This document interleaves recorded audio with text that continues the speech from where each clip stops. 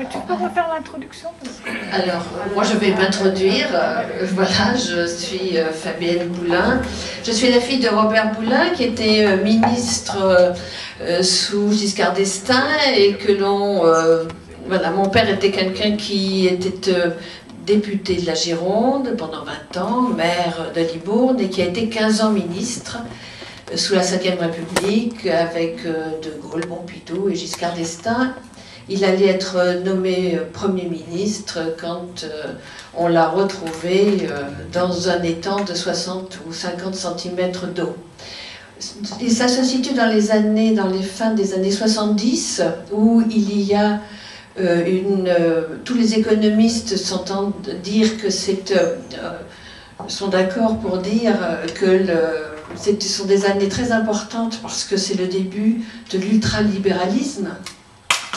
Et donc, mon père était en octobre 79, Giscard d'Estaing pensait, nous sommes à 2 ans des élections présidentielles, il avait décidé de le prendre comme Premier ministre. Or, ça gênait beaucoup de gens, mon père. Pourquoi? Parce que c'était quelqu'un qui était un gaulliste social, qui luttait contre justement ces dérives d'ultra-libéralisme. Il s'affrontait beaucoup avec le cabinet de Raymond Barre, notamment, très soutenu par des industriels et des 440. Et donc c'est aussi que gêne beaucoup, c'est une grande guerre au sein de la droite, entre les giscardiens et les chiraciens. Mon père a été donc ministre de 61 à sa mort 79, sauf 3 ans quand Jacques Chirac était Premier ministre. Mon père est un anti-chiracien. Il pensait que c'était un homme qui n'avait pas d'idée et qui en plus était quelqu'un qui voulait le pouvoir pour le pouvoir. Ce qui, pour un vrai gaulliste qui avait été en plus résistant, ce n'était pas acceptable. Donc mon père, voilà, donc ça fait 32 ans que je mène le combat pour connaître la vérité sur les circonstances de sa mort. La difficulté, c'est que dès le départ, une enquête a été conduite uniquement pour qu'on montre le suicide. Il y a eu une deuxième autopsie et un médecin de la deuxième autopsie dit que la première autopsie était absolument ahurissante. Non seulement elle n'a pas été faite dans les règles de l'art, mais en plus le procureur a demandé que l'on arrête l'autopsie du crâne, ce qui n'était pas logique puisque mon père avait une tête de boxeur. On découvrira à la deuxième autopsie qu'il avait des fractures. Et donc, il aurait été tout à fait logique de faire un examen du crâne pour voir les coups qu'il avait reçus. Donc, officiellement, toujours aujourd'hui, mon père s'est suicidé après avoir avalé des barbituriques. Or, aucun barbiturique n'a été jamais retrouvé ni dans son corps ni autour. Et on le dit noyé alors qu'on n'a pas fait les examens des poumons, et quand nous on a demandé à faire ces examens, les poumons ont disparu ou ont été détruits volontairement par la directrice de l'Institut médico-légal à la demande d'un préfet.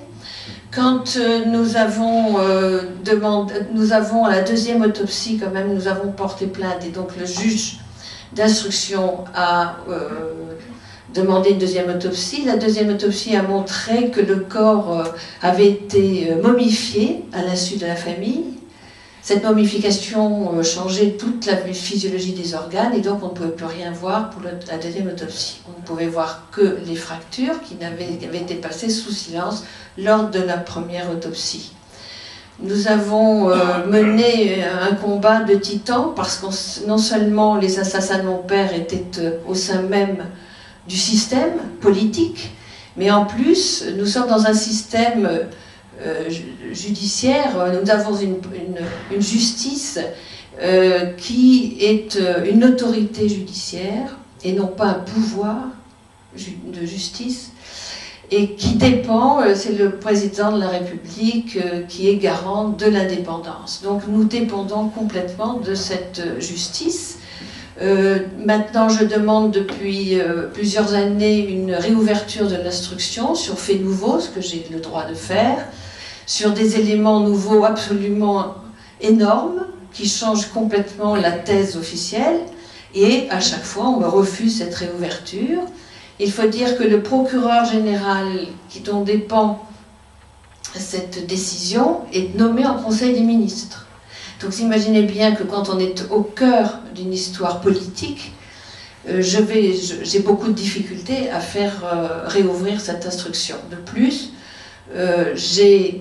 il y a Monsieur Lemel, le premier, qui est le procureur, qui a refusé cette réouverture, était le conseiller justice de Monsieur Jacques Chirac, donc il n'était pas enclin à vouloir vraiment réouvrir une instruction.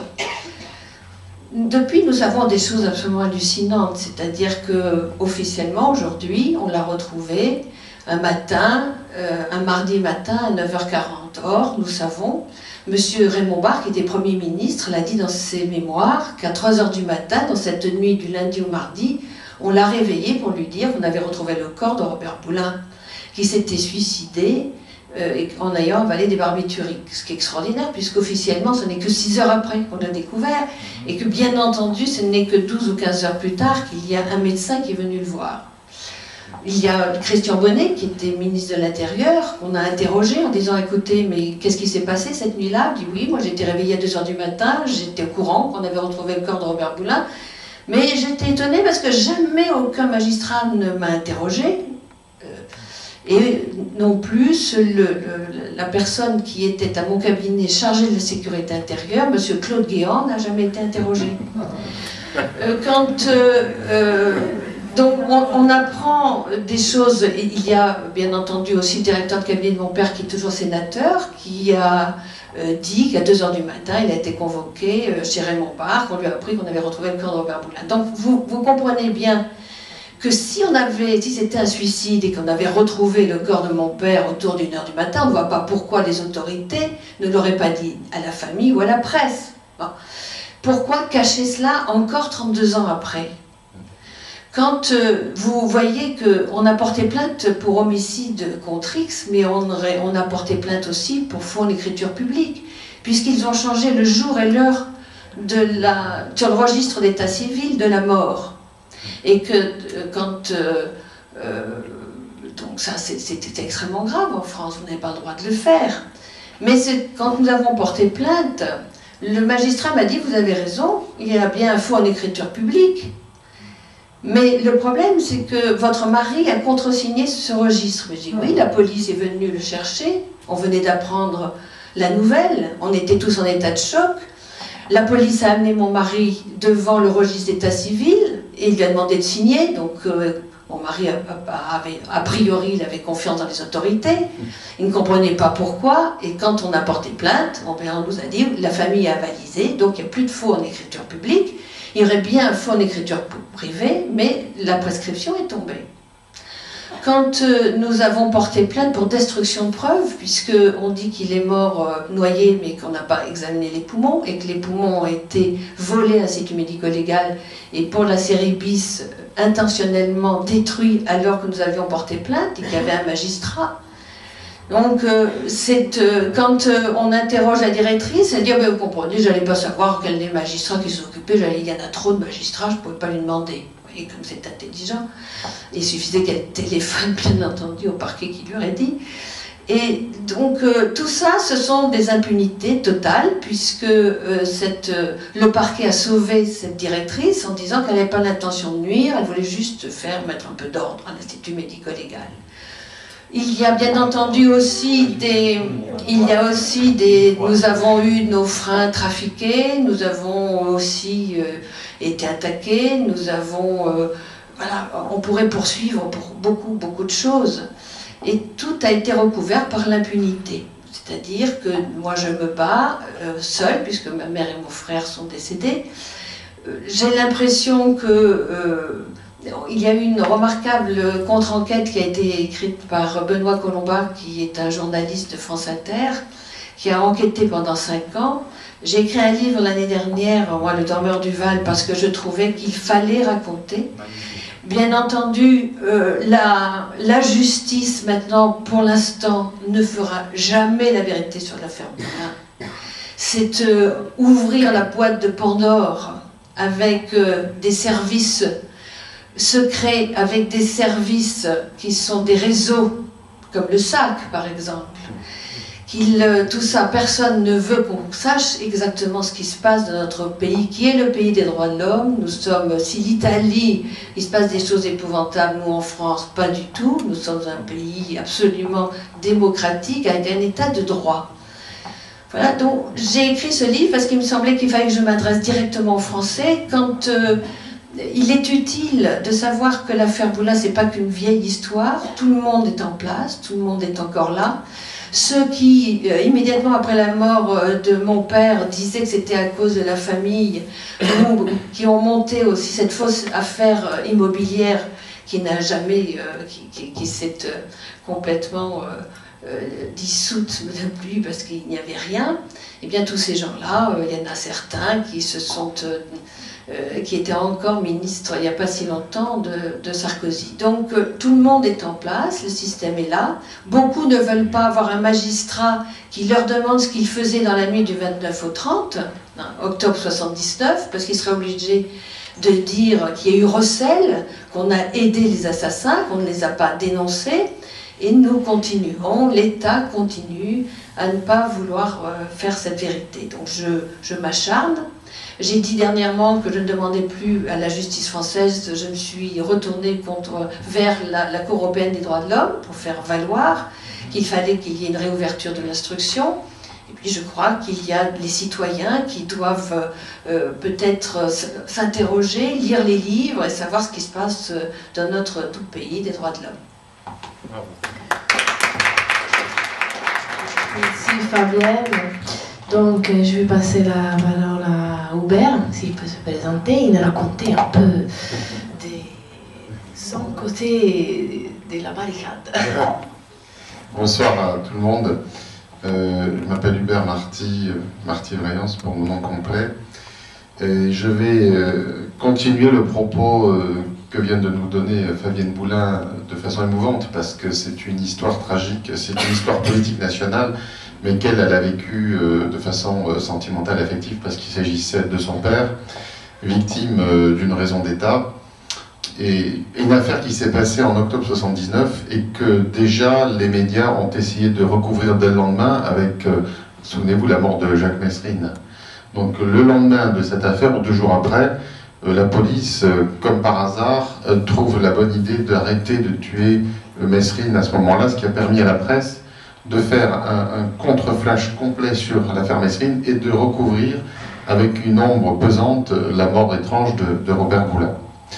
Alors 32 ans après, on pourrait dire que cette affaire remonte à une époque lointaine et que depuis la France peut-être est un état de droit, la patrie des droits de l'homme, etc. Hélas, moi j'ai fait l'expérience depuis quelques années qu'il n'en était rien et que les meurtres d'État sont encore d'actualité. Je menais une carrière assez belle dans la police jusqu'en 2002. J'étais commissaire depuis 83, j'y étais entré parce que j'avais une envie de servir mon pays, que j'aimais le renseignement, que j'aimais la République française, que je voulais servir les autres, que je voulais être utile dans le travail que je faisais. Et je travaillais avec une éthique professionnelle assez bonne, comme la plupart des collègues, jusqu'au jour où je me suis intéressé à la demande de l'ancien directeur DRG à un autre suicide, c'est celui de Pierre Bérégovoy. Alors la grande différence déjà entre Robert Boulin et Bérégovoy, c'est que la famille de Robert Boulin a cherché la vérité. Vous êtes encore là, 32 ans après, à essayer de rouvrir le dossier.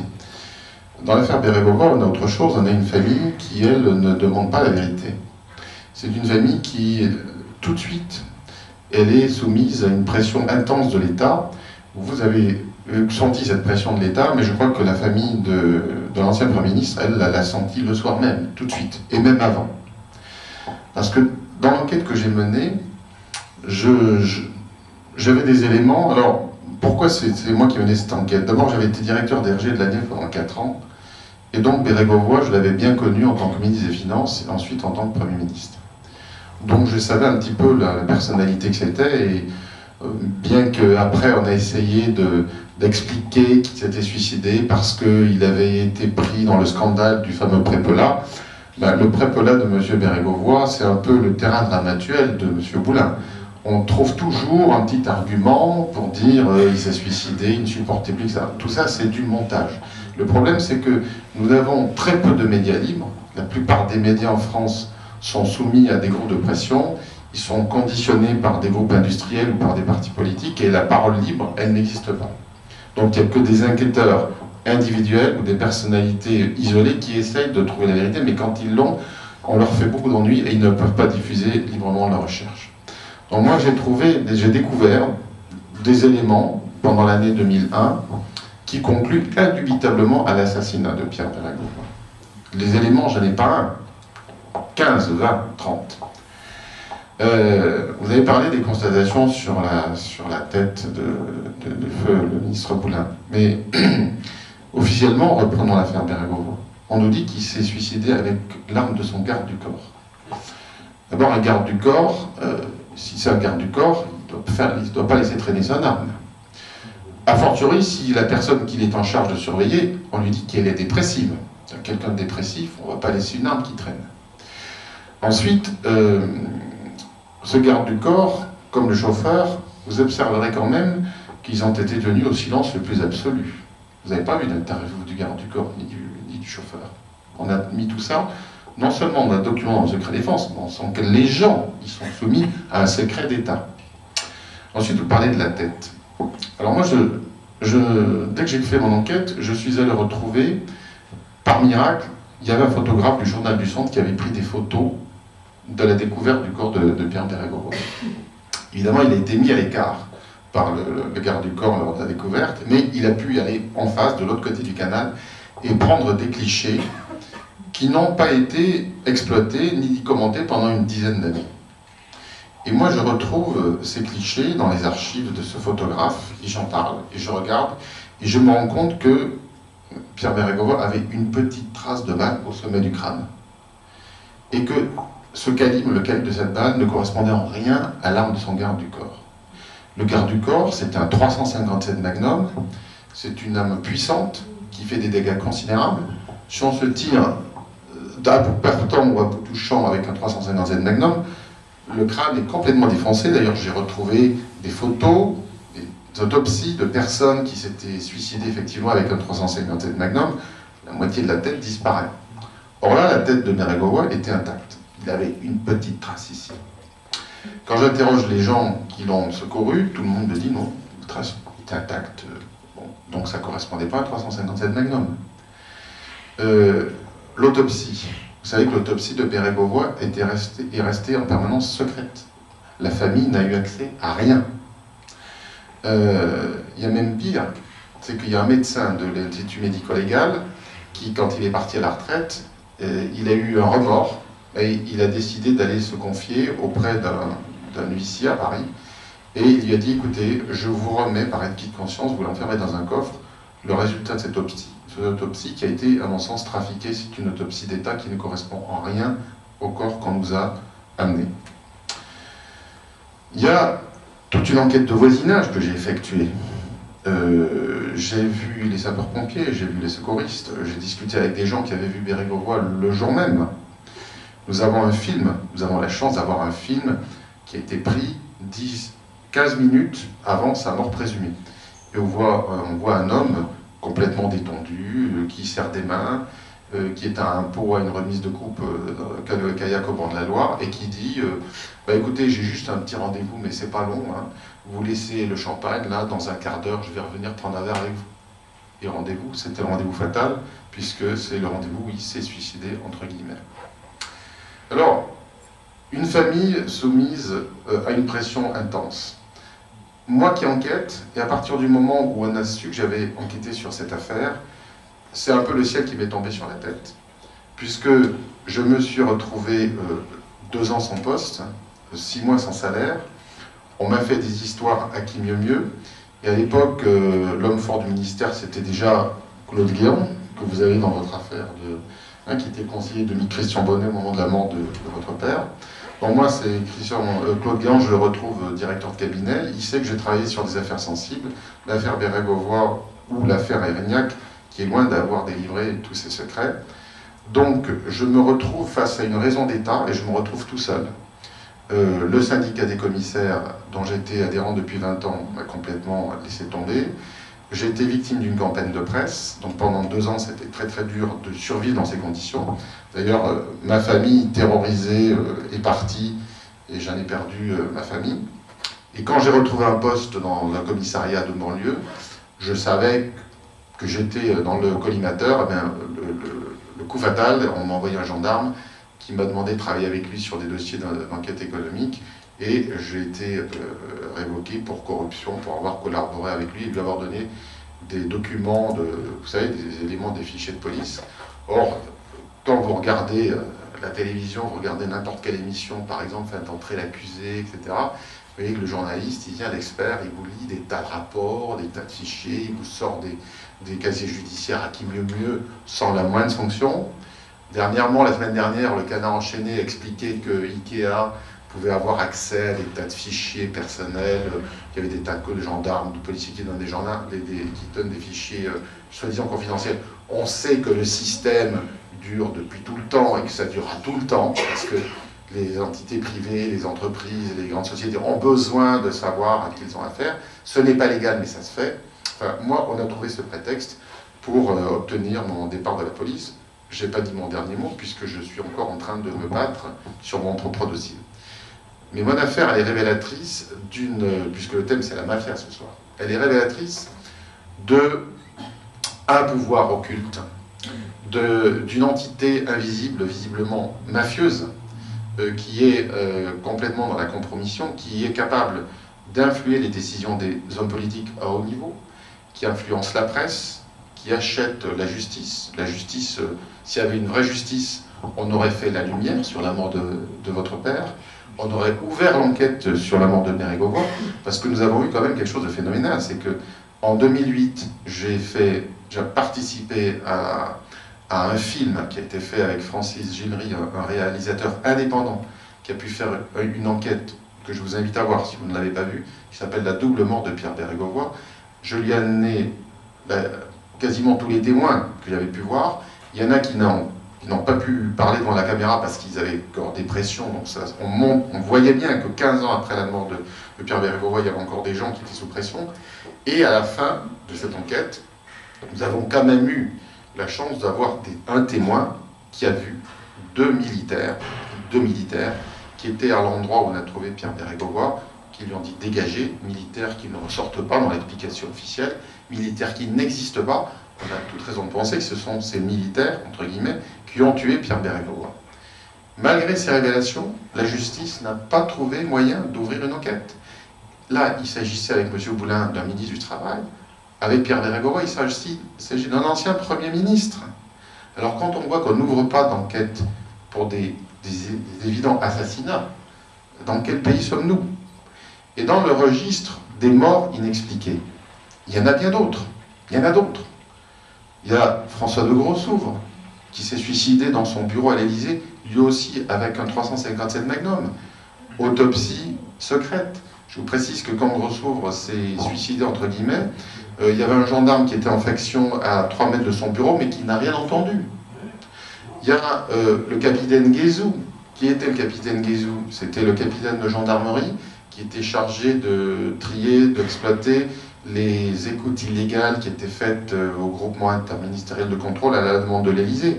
Avant d'être convoqué chez le juge, on a trouvé le capitaine Guézou pendu dans son garage. Le mari de Claude Chirac? Oui, il y a aussi, à la même époque, 93, la mort, l'étonnant suicide de Philippe Habert, qui est le premier mari, lui non plus, qui n'avait aucune raison de se suicider. Donc, on a une série d'accidents, de suicides. Moi, j'ai travaillé aussi dans le fil de l'enquête Bérégovoy sur l'étonnante mort, enfin l'étonnant suicide du photographe Andonson. Ça aussi, c'est une vraie affaire d'État. C'est un photographe qui suivait de près Bérégovoy, qui était aussi dans la mouvance proche de Didier et d'Al-Fayed avant l'accident de l'Alma. Et ce photographe va se suicider le 4 mai 2000 en s'aspergeant d'essence sur le plateau du Larzac. Et dans sa voiture, on n'a trouvé que des cendres. Alors, des cendres, c'est pas un bidon d'essence qui permet de réduire un corps en cendres. C'est une attaque au phosphore. Comment? C'est du lance-flamme? Ça ne peut être que du lance-flamme, quelque chose comme ça. Enfin, et là, la justice, et là, je dis que, et je veux en parler de l'affaire Borel. Et alors, sur l'affaire Andanson, c'est extraordinaire, c'est que le suicide est officiellement le 4 mai 2000. Il y a une autopsie qui est faite par un médecin militaire à Montpellier, et très rapidement, le parquet, très peu curieux, conclut en octobre par une lettre à la veuve en disant les investigations ont permis de conclure un suicide et terminer, l'enquête est close. Bon. Sur l'affaire Borel, toujours Francis Génery, avec qui nous avons fait l'enquête sur Bérégovoy, a fait un film il y a 2 ans sur l'affaire du juge Borel. J'en ai parlé avec lui récemment. Il conclut dans son film, il conclut pas un suicide, il conclut à une mort quand même étrange, et qu'il lirait, lui, à un réseau de pédophilie, éventuellement, qui pouvait mouiller la famille, les expatriés français à Djibouti. J'en ai reparlé dernièrement avec lui, et il n'a pas pu, en fait, parler d'une autre piste, qui est beaucoup plus intéressante sur l'affaire Borel. Je ne peux pas donner trop d'éléments, mais je peux dire que cette piste, elle est ouverte par le suicide de notre magistrat avec qui le juge Borel travaillait. Un mois avant, son collègue au tribunal de Lisieux s'est suicidé en se tirant une balle dans son bureau de magistrat au tribunal de Lisieux. Pas d'enquête. Là aussi, nous avons un suicide. Quand Francis a voulu interroger des témoins de cette affaire, les témoins se sont décommandés au dernier moment. On avait fait pression sur eux pour qu'ils ne témoignent pas devant une caméra. Mais encore plus fort. Donc il y a la mort de ce juge Claire Renaud, là il y a la mort du juge Borel, et 2 mois après, il y a un incendie au tribunal de Lisieux pour faire disparaître les archives. Si avec tout ça, vous pensez que nous avons affaire à des suicides, il faut vraiment être très peu curieux. Tout ça pour vous montrer qu'encore de nos jours, nous sommes loin d'être un état de droit, nous sommes loin d'être dans la transparence, et visiblement, si en Italie, on la voit, la mafia, on la sent, on la devine, elle est bien présente au sein des institutions de l'État italien, ben, en France, c'est plus subtil, c'est plus feutré, mais c'est néanmoins bien palpable et bien réel. Alors, je voulais juste rajouter qu'en 81, il y a eu la tuerie d'Oriol, avec un policier qui a été tué avec toute sa famille, et c'est le SAC qui avait exécuté toute cette famille-là, notamment le petit garçon de 7 ans, à coup de barre de fer, ils l'ont terminé au couteau, pour vous dire quand même la violence, c'est-à-dire que un réseau au départ qui est là pour faire de la sécurité pendant les campagnes électorales, petit à petit va finir par être un réseau avec assez mafieux, pour ne pas dire vraiment mafieux. Et ce sont des gens qui étaient très présents aussi dans la France-Afrique, qui ont fait des trafics d'armes pour soutenir des dictateurs. Donc c'est effectivement ces réseaux-là, dans le temps, évoluent. Si le SAC n'était qu'un service d'ordre, il faut voir que fin 79, il y a eu la tuerie d'Oriol. Mitterrand a pris la décision, effectivement, le fait de fermer le SAC. Mais on ne sait quand même jamais les commanditaires, en général on ne les connaît pas. On connaît les exécutants quelquefois, mais ce qui est important aussi de dire, c'est qu'en France, nous avons dans la magistrature beaucoup de gens qui sont de bonne volonté, mais il y a un esprit quand même de corporatisme, oui, mais il y a aussi de soumission. C'est très très important, on a vu ça pendant la guerre et ça continue, c'est-à-dire il y a quand même le culte de la hiérarchie et de la soumission. On ne remet pas en cause un procureur général. Et quand dans l'affaire Boulin, dans cette nuit du 29 au 30, il y a eu un procureur général qui à 1h30 du matin est allé sur des lieux de la découverte du corps, et ça c'était pas à mon avis dans les temps de Hollande, c'est lui qui a fait la mise en scène, et c'était un proche de Focard. Il y a bien des réseaux qui sont là, qui fonctionnent, quand il y a besoin d'eux. Petite anecdote, sur l'affaire Bérégovoy, l'Élysée dit tout de suite à 18h30, 18h45, c'est un suicide. Or, il n'y a rien ne pouvait accréditer un suicide. Quand il y a un suicide, ça doit reposer sur des constatations incontestables, médico-légales, ou par quelque chose de très clair. Or là, je vous précise quand même qu'il n'y a eu aucun témoin auditif ou oculaire de ce suicide. Et les vêtements, alors il y a une chose qui est très peu connue mais que je peux vous expliquer, c'est qu'il y a une amie proche de Bérégovoy qui a récupéré sa chemise à l'hôpital. Et sa chemise, elle avait du sang uniquement derrière, au niveau de la nuque, derrière. Donc elle était tachée uniquement au niveau du col, très ensanglantée. Donc cette dame, Madame Hiriard, que je connais, et qui a témoigné, elle dit mais s'il y a du sang ici, ça peut pas être comme on nous a dit, avec un 357 où normalement c'est toute la veste qui aurait dû avoir du sang, il n'y en avait qu'ici. Elle a remis, à la demande présente, cette chemise à la gendarmerie le lendemain de sa mort, et cette chemise a disparu de l'enquête. On ne l'a jamais retrouvée. Elle a dit mais il faut de la rendre à la famille, cette chemise a disparu totalement.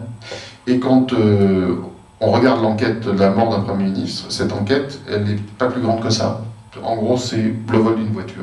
Circuler, il n'y a rien à voir. Bon, donc je vais faire passer la parole, mais juste pour terminer, c'est que quand j'ai demandé la dernière fois une réouverture de l'instruction, en m'appuyant sur l'affaire Grégory, qui avait demandé la réouverture de l'instruction pour faire les analyses ADN du courrier, non seulement la garde des Sceaux, Madame Alliot-Marie, 4 jours avant que nous soyons reçus par le procureur pour nous donner son sentiment sur cette réouverture, à Libourne, dans la ville où mon père était maire et que je suis née, a déclaré qu'il n'était pas question qu'on réouvre, qu'elle était contre. Donc en général, il y a quand même une séparation de pouvoir en France. Même maintenant, on ne fait plus semblant. Quand le procureur m'a reçu pour me dire qu'il n'allait pas réouvrir, ça on le savait, mais il avait en plus perdu une partie du dossier, notamment les lettres dont je demandais l'examen ADN. Voilà. Alors, pourtant, les lettres étaient censées être dans un coffre-fort où il n'y a que 2 personnes qui ont les clés. C'est pas le même procureur que le procureur général? Oui, c'est ça. Ils ont tous, de toute façon, ils ont tous des très très belles carrières, ceux qui s'occupent de nous. Voilà. Et c'est tout ça pour dire que il y a ensuite nous avons la garde des Sceaux a demandé quand même qu'il y ait une enquête des services pour savoir où étaient passées ces lettres et ce dossier qui a disparu. Ça a duré 1 mois et puis devant la presse, sans d'ailleurs nous le dire à l'avance, nous a dit mais ça y est, on a tout retrouvé. Alors nous on a demandé, mon avocat Maître Olivier Maurice a demandé les conclusions de l'enquête, et bien nous on n'a pas tout retrouvé. Toutes les lettres ne sont pas là, et en plus, le costume et les chaussures ont disparu, et je vous parle de ça il y a quelques mois. Bon, merci. Et donc, je vais ouvrir un peu les questions. Ça vous va? Si vous avez... Voilà, ok. Moi, je commence les questions. Est-ce que dans votre enquête, vous avez supputé quand même la raison pour laquelle on a fait ça à M. Bérégovoy? Ben oui, non mais moi je demande. Comme je suis une petite naïve, je demande. Comment on dit? Non, alors c'est pas ce soir que vous aurez le secret. Hein. C'est pas ce soir, parce que il y a de nombreuses pistes, il y a de trop nombreuses pistes qui peuvent expliquer cette élimination. Je vais simplement vous rappeler que le 8 avril 1992, quand Bérégovoy avait fait sa déclaration de politique générale à l'Assemblée, il avait décidé de faire la lutte anticorruption comme un axe de sa présence au sein du gouvernement. Et cette action anticorruption, il l'avait traduit dans une loi du 29 janvier 1993, et il avait installé lui-même un service anticorruption en disant vraiment il faut qu'on fasse le ménage au sein de la France entre la classe politique et les milieux d'affaires. Il y a trop de milliards qui circulent, infondés, etc. Donc imaginez quand même que cet homme qui est Premier ministre, il a démarré ouvrier fraiseur, il a démarré tourneur. Et il a toujours eu des idées de gauche démocratique chevillées dans son cœur, dans son action. Donc quand il arrive, il est pour une certaine transparence, il est pour une vérité des faits, des actions, des actes. Et justement, à mon sens, il avait des éléments, c'est ce que je dis dans l'enquête sur Francis, il avait des éléments qui compromettaient de nombreux hommes politiques français. Mais je pense qu'il avait des éléments précis, c'était pas des idées. Il y avait eu l'espèce de geste un peu maladroit et très risqué de dire j'ai ici une liste à l'Assemblée, vous savez, j'ai ici une liste. Et que, bon. Alors ce qu'il faut voir, qu'est-ce qui s'est passé à partir du moment où il a dit j'ai une liste. Moi, 10 jours après ça, j'ai eu un cambriolage dans ma maison. Il y a des inconnus qui sont venus, qui ont fouillé toute ma villa. On m'a dit de ne pas faire de vagues et que si je me taisais, j'aurais un poste, et c'est comme ça que j'ai pu être nommé ensuite en Afrique. Moi, je ne me suis plus tellement intéressé à l'affaire Bérégovoy, c'est que 9 ans plus tard que je m'y intéresse. Et quand je reprends l'enquête, à la demande de Yves Bertrand, directeur DRG, qui était très excité sur cette affaire Béret, j'ai commencé à faire une liste et je suis arrivé à 6 ou 7 cambriolages. Du mien, ça commence le mien en avril 92, et le dernier cambriolage, c'est en avril 93, 15 jours avant la mort de Bérégovoy, c'est le notaire de Bérégovoy qu'on a cambriolé. Et entre-temps, il y a eu toute une série de cambriolages, notamment à l'Assemblée nationale. C'est quand même pas n'importe qui peut, une nuit, aller arrêter les systèmes d'alarme à l'Assemblée nationale, pénétrer dans une salle, ouvrir les coffres et voler des documents. C'est quand même quelque chose c'est pas à la portée du premier cambrioleur venu. Donc, des cambriolages comme ça ne s'expliquent pas du tout en cas de suicide, mais ils s'expliquent bien sûr en cas d'assassinat. Donc il avait vraiment des documents très importants qui pouvaient lui permettre de préparer certainement une campagne présidentielle, parce qu'il avait l'idée d'être candidat à la présidentielle, et il aurait fait du thème de la lutte anticorruption un de ses chevaux de bataille. Là, c'était insupportable pour l'ensemble de la classe politique française. C'est pour ça qu'il y a eu un consensus complet pour refermer le couvercle et mettre une chape de plomb sur la mort de Bérégovoy. C'est toujours la même histoire. En fait, c'est un peu toujours la même histoire, parce que quand vous regardez l'un de nos mystères préférés en Italie, qui est la mort de Papa Luciani, donc du pape qui a précédé Wojtyla, c'est exactement la même chose. Hein. Il avait dit, tiens, je vais faire le ménage dans les York, donc dans la banque du Vatican. Et il dit, finalement non. Il a un cœur très fragile, ce pape, donc je pense que finalement, pas fait très dans la feuille.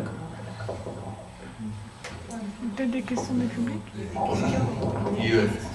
il y a trop de bains. Donc il faudrait... Ils vont parler fort. Il y a trop de On va bains. parler fort pour le parler. Juste une question par rapport à l'affaire de Bérégovoy. Vous dites que vous avez été missionné par Yves Bertrand 9 ans après.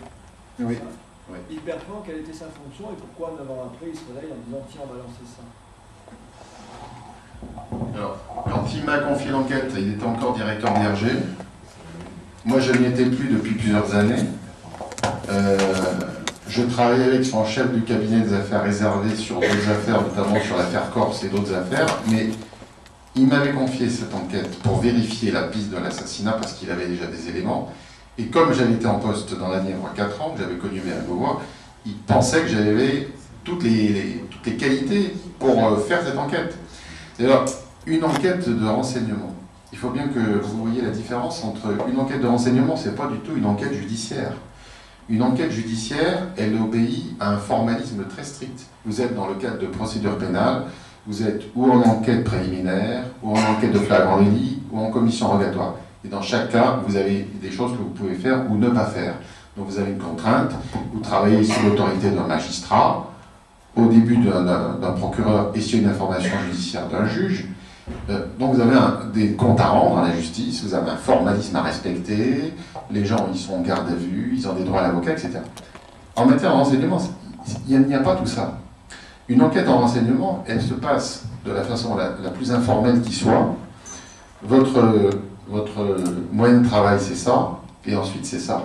C'est-à-dire que vous devez aller rencontrer des gens, trouver des gens qui ont des informations, corroborer ce qu'ils vous disent, faire des vérifications, et une enquête de renseignement, elle se passe sur le long terme, c'est pas une enquête qui dure 3-4 jours, ça se passe sur des mois ou des années. Mais quand vous arrivez à mettre élément sur élément sur élément sur élément, vous reconstituez un puzzle.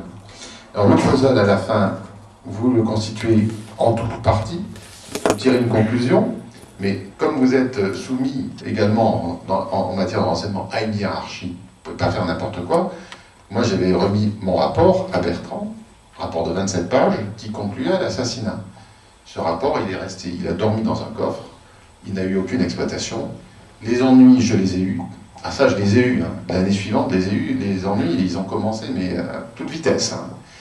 Et quand j'ai été exclu de la police en 2006, que j'avais encore cette affaire très présente, et cette affaire, elle recèle encore de nombreux secrets, puisque l'enquête n'a pas eu lieu, officiellement, lui aussi, Pierre Bérégovoy s'est encore suicidé avec l'arme de son garde du corps. Pour la justice, il n'y a pas d'éléments nouveaux. Or, nous avons trouvé des témoins gênants, qui ont vu des militaires sur place. Une justice digne de ce nom, indépendante, aurait dû sauter sur cette affaire, dire il y a un élément nouveau. L'autopsie. Où est le rapport d'autopsie? On devrait demander où est le rapport d'autopsie. Pas d'autopsie. Son agenda. Alors l'histoire, la fameuse histoire de son agenda, on dit que n'a pas retrouvé l'élément de son agenda et on va nous faire croire que on aurait tenu l'agenda discret parce qu'il avait rendez-vous avec une maîtresse ou il a mis attendez mais une fois de plus on prend vraiment les Français pour des imbéciles. Il n'est pas question de s'occuper de la mort suspecte du garagiste ou de l'épicier du coin. C'est un ancien Premier ministre. C'est un homme qui a dit « Je veux combattre la corruption en France ». Et il finit moins d'un an plus tard abattu dans un fourré alors que rien ne le conduisait a priori à se suicider, bien au-delà. Parce que moi je peux vous dire que j'ai retrouvé des gens qui l'ont vu le matin même, la journée même. Bérégovoy n'était pas du tout suicidaire, au contraire, il avait des projets politiques, il voulait continuer son action et justement mettre l'accent sur la lutte anticorruption. Donc quand on voit que presque 20 ans plus tard, aucune enquête sérieuse n'a été menée, que les gens qui parlent de la vérité, ils ont des ennuis, qu'aucun juge ne veut ouvrir l'enquête, bon ben on voit dans quel état nous vivons. Il n'y a pas besoin de faire un dessin, on a compris. D'autres questions, François? Oui. Bonjour. C'est une question sur l'Italie, la triade. La triade. La triade.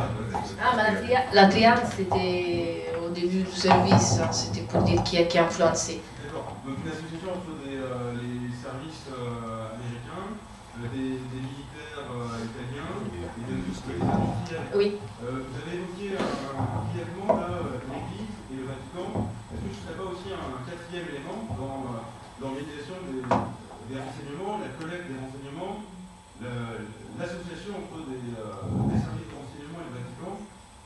Notamment, il y a une information que j'aimerais qui est développée ou l'affirmer, le fait que quand en 1945 l'OSS aurait été accueilli à Vauvert par le Vatican, et donc il s'était tombé toujours sur le même point d'accord, c'est-à-dire la croisade anticommuniste, ceci un point commun aussi qui est partagé avec la mafia, et donc le Vatican aurait ouvert un de ses banques de renseignement, notamment par la collecte d'informations auprès des traîtres et par la hiérarchie, et donc tout un ensemble d'archives qui aurait, donc l'Église catholique aurait aussi participé à ces affaires dont vous parlez.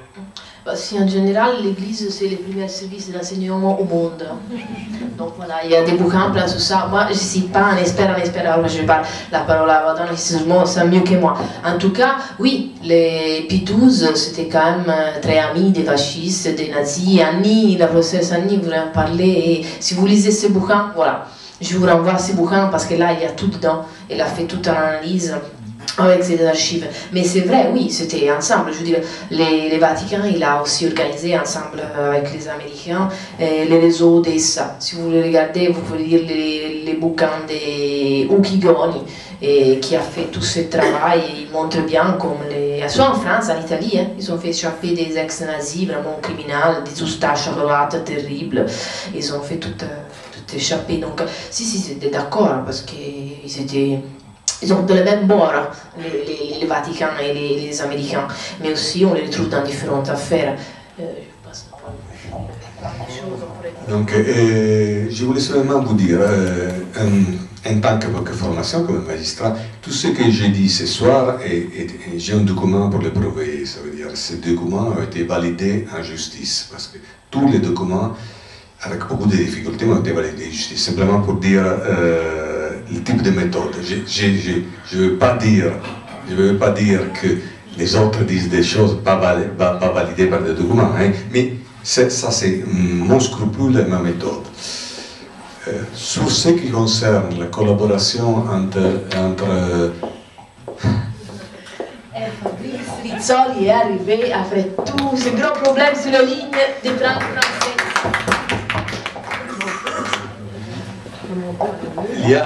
Sur cette collaboration, il y a un dossier judiciaire encore qui est parti de Turin, du parquet de Turin. Donc il faut préciser une chose. Quelle est la grande différence entre tous les défauts italiens, mais entre les structures de la magistrature de l'après-guerre et la magistrature française? Il y a deux énormes différences. La première, que le parquet dépend du pouvoir exécutif en France. Ce n'est pas qu'il dépend dans le sens théorique. C'est que le parquet a l'obligation juridique de transmettre. Dès qu'une instruction, une affaire ouverte, a l'obligation de répondre au ministre de la Justice et au président du Conseil et transmettre par fax, même les interrogatoires en temps réel, ce qui est évident. Que si on commence une affaire et un fax part et arrive au Premier ministre, après il y a un ordre arrive, et c'est pas même nécessaire de donner l'ordre, parce que justement le parquet sait déjà ce qu'il doit faire. Et le deuxième grand, et donc ça c'est impossible en Italie, parce que les procureurs sont nommés uniquement par le Conseil supérieur de la magistrature, avec un avis consultatif du pouvoir exécutif. Et pas seulement le procureur, mais tous les magistrats. Deuxième chose, en France, tous les magistrats, même les juges, sauf les chefs de juridiction récemment, sauf les chefs de juridiction, ça veut dire le président des cours d'appel, le président du tribunal, hein, et le président de la cour de casse. Tous les magistrats sont nommés sur une liste qui est préparée chacun par le ministre de la Justice. Ça s'appelle la transparence. Qu'est-ce que veut dire? Que même les juges, s'ils veulent aller à un poste, le poste est décidé par le ministre. Après, ils sont nommés par le Conseil supérieur des juges et les procureurs sont nommés pratiquement par le ministre de la Justice avec avis consultatif du Conseil supérieur. Ça veut dire que, comme est arrivé par le parquet de Paris récemment, que le Conseil supérieur en France dit celui-là, je ne veux pas que je donne avis négatif à qu'il soit procureur de Paris, et le ministre passe outre. Voilà, le monsieur est nommé procureur général de Paris ou procureur. Ce monsieur-là, par exemple, monsieur Martin, pour faire le nom, faisons le nom, hein, parce que et donc, ça c'est fondamental. Donc la condition nécessaire, c'est pas suffisant, parce que les juges, les hommes, les policiers, même s'ils sont nommés de façon correcte, comme en Italie, peuvent être corrompus, mais c'est nécessaire. Pas suffisant, mais nécessaire. Et ça, il n'y a absolument pas en France. Et ça est entré dans la culture de toutes les personnes, parce que la carrière, toute la carrière dépend de notes hiérarchiques encore. En France, les salaires. En Italie, justement, après cause, le salaire des magistrats est indépendant de la fonction. Ça veut dire qu'une personne peut rester, le petit juge de province, il a son avancement jusqu'au salaire du conseiller de cassation, automatique s'il travaille bien. Point, à la ligne. Si le chef de juridiction ne gagne pas un euro plus du juge qui est resté là. Parce que c'est un principe fondamental pour l'indépendance. Ça, c'est un petit exemple. Et deuxième chose, encore plus important, hein, c'est que la police judiciaire, depuis 1989, même avant un peu, est à la stricte dépendance physique dans les parquets. Ce qui a permis à cette police fameuse qui suivait le nom-là, qui était des terroristes qui disparaissent, qui a permis au procureur de dire vous allez, partez, allez, immédiatement. Et pourquoi? Parce qu'ils n'ont pas ni la peur, ils ont la satisfaction de pouvoir être indépendants. Même de leur hiérarchie. Moi, j'ai fait personnellement ça, une certaine perquisition dans l'affaire, justement, de Mifobiel. J'ai dit, je lui donne l'enveloppe et vous la tenez fermée, et si quelqu'un vous téléphone, vous dites que le juge a dit de ne pas ouvrir la chose avant un certain moment. Et si quelqu'un a quelque chose à dire, qu'il téléphone à moi. J'ai fait plusieurs fois ça. Donc c'est arrivé quant à le mélange entre l'industrie, c'est prouvé. Il y a une enquête que mon collègue de Turin a fait, les années 70, grâce à un litige entre un contrat de travail banal, une personne qui faisait partie des services de sécurité de la Fiat, services de sécurité interne, à un certain moment s'est bagarré. Et à un certain moment, il a dit on m'est chargé de faire des fiches sur tous les ouvriers, les dépendants, etc. Les juges de travail italiens transmettent immédiatement au procureur à Turin et les procureurs étaient allés faire une perquisition dans les sièges de la Fiat, dans les coffres, plein août. Et c'est sorti que tout ça, et c'est des fiches faites avec les services secrets italiens qui faisaient les fiches sur toutes les personnes, pas seulement sur le communisme et l'anticommunisme. Parce que malheureusement, je dois dire que là, il y a eu une grosse ambiguïté du Parti communiste. Malheureusement, je l'ai dit parce que j'étais mais énorme, que j'ai touché avec ses mains. Dans les microbiali, dans ces dossiers, il y a un rôle très important d'un gros industriel romain qui était un appartenant et financiateur du Parti communiste et qui est en relation avec ces personnes. On ne devrait pas, mais théoriquement.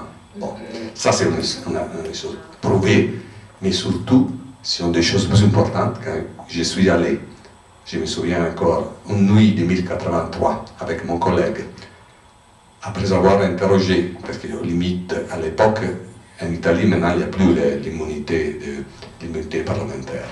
Ça veut dire l'immunité seulement pour l'arrestation et pour les perquisitions. Mais on peut faire le procès quand même après 90. Mais à l'époque, il y avait encore. On pouvait aller jusqu'à une certaine limite. Après avoir interrogé et faire la confrontation entre Andreotti devant moi et mes collègues, la confrontation directe entre Andreotti et les chefs du service secret nouveau, qu'il a dit en face, c'est vous que vous m'avez donné l'ordre de faire ce dossier. Il a dit en face, les chefs du service secret, le chef du service secret a eu un accident, un cardiaque, une mort cardiaque. Bon.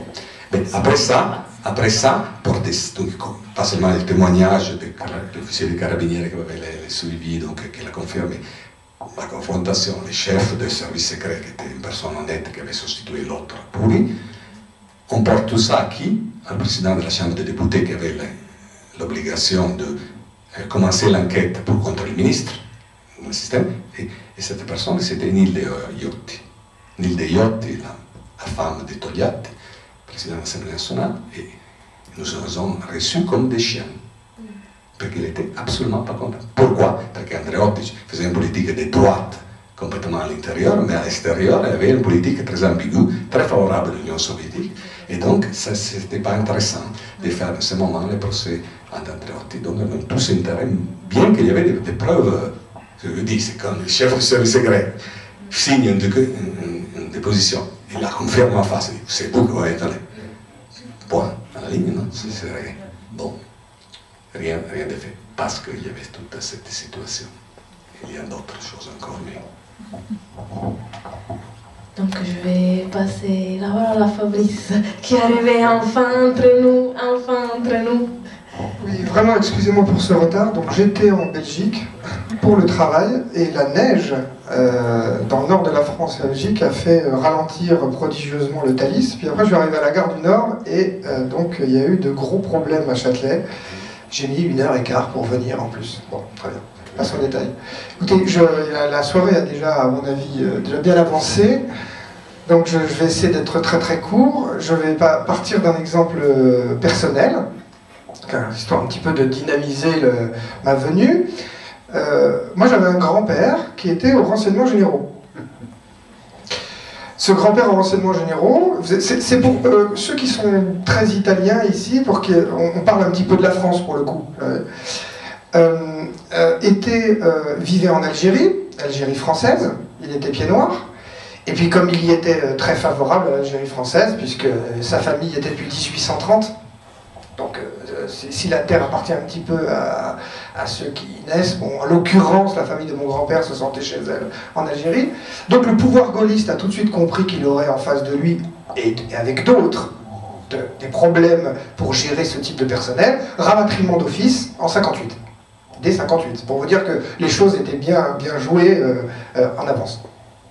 Il atterrit à Cosne-sur-Loire, dans la Nièvre, et nous sommes à une époque, pour remettre dans le contexte, qui peut expliquer un peu beaucoup de choses de la France d'aujourd'hui, nous sommes à une époque d'anticommunisme, et puis d'histoire aussi coloniale, ça je viens de le dire, et le pouvoir gaulliste fait surveiller les dignitaires du Parti socialiste, et d'autres. Et en l'occurrence, dans la Nièvre, le plus haut représentant du Parti socialiste, c'est François Mitterrand, qui est député de la Nièvre à l'époque. Donc la mission de mon grand-père, telle qu'elle m'a été racontée, alors il peut un peu fantasmer ou quoi que ce soit, enfin bon, mon grand-père se levait, il avait qu'une mission, c'était de surveiller François Mitterrand dans ses déplacements.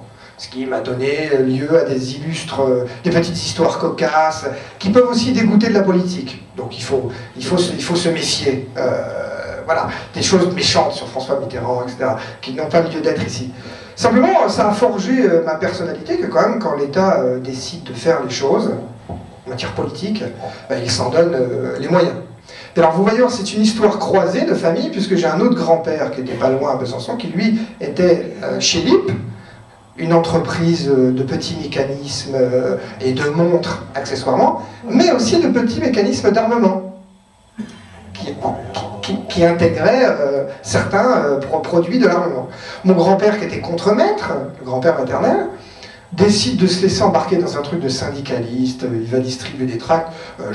On est en plein macartisme à la française, un contremaître qui soutient des ouvriers dans le syndicalisme, alors ça ne se faisait absolument pas, et il a été complètement dézingué. C'est-à-dire que mon grand-père maternel avait la DST tous les matins, à 6h du matin, chez lui, qui lui mettait la pression, mais comme dans les films, avec des impairs noirs, des chapeaux. Alors ma mère me raconte ça, ça a un peu marqué. D'ailleurs, on faisait sortir les enfants, la DST rentrait dans la maison, mettait la pression à la famille.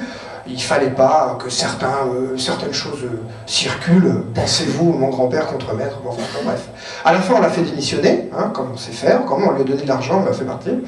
Et bien après, j'ai discuté avec mon grand-père paternel qui avait été muté à Besançon, là où il y avait mon grand-père maternel, et il m'a expliqué qu'il avait eu le dossier entre les mains, et qu'il lui avait un peu sauvé la mise. Bon, ça c'est une histoire de famille, j'en passe des larmes. Ça ne pouvait que agir sur ce que j'allais faire plus tard. Alors en l'occurrence, j'ai décidé de faire une thèse sur les mafias italiennes, et par rapport à d'autres ici, ce que je vante, hein, c'est pas le fait que ce que j'ai écrit est différent, parce que ce que j'ai écrit est écrit en Italie. Par contre, comme je ne suis pas italien, je ne suis pas italianophone, c'est-à-dire je ne suis pas né italien, mes parents ne m'ont pas appris l'italien, je l'ai appris sur le tas, j'ai quand même fait une thèse sur les mafias italiennes, avec des sources italiennes, sur les mafias, mais j'ai donc donné une importance particulière, à un moment ou à un autre, aux relations avec les services de renseignement. On appelle les services de renseignement maintenant, hein. Pas les services secrets, ça n'existe pas les services secrets.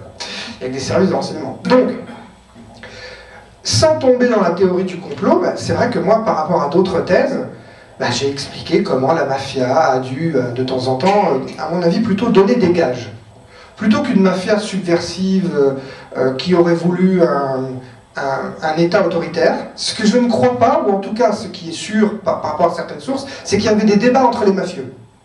Des mafieux de la mafia sicilienne disaient « Oui, enfin, t'es gentil, toi tu veux un État plus fort, t'as tes contacts chez les autres, là, mais tu sais ce qui s'est passé pendant le fascisme, ça nous a pas été positif, etc. » En fait, il y avait des débats. Moi, mon opinion, c'est qu'à la fin, jamais réellement, les mafieux sont allés au bout de leur démarche. Peut-être que sur le coup du coup d'État borghese, où la mafia calabraise était très impliquée dans l'année 70, là, vraiment, ils étaient peut-être prêts à aller au bout, et puis donc, je raconte ça un petit peu dans mon ouvrage, vraiment très succinctement. Le contre-ordre arrive, il n'y aura pas de coup d'État. L'idée, c'est, j'ai l'impression qu'en Italie, il y a eu beaucoup de tentatives de coup d'État qui étaient plutôt faits pour faire peur, et ça marchait assez bien. Chacun devant donner en retour des gages. Donc je m'explique, si on est dans les années 60 et que la démocratie chrétienne fait un peu plus une politique de gauche, keynésianiste, sociale, etc., non, là, stop, quoi. Si en plus on vote le divorce et tous les trucs comme ça, bon, ça se fait pas, vous comprenez. Donc là, on a des tentatives de coup d'État, des attentats terroristes, hein, Piazza Fontana, Brescia, La Loggia, etc.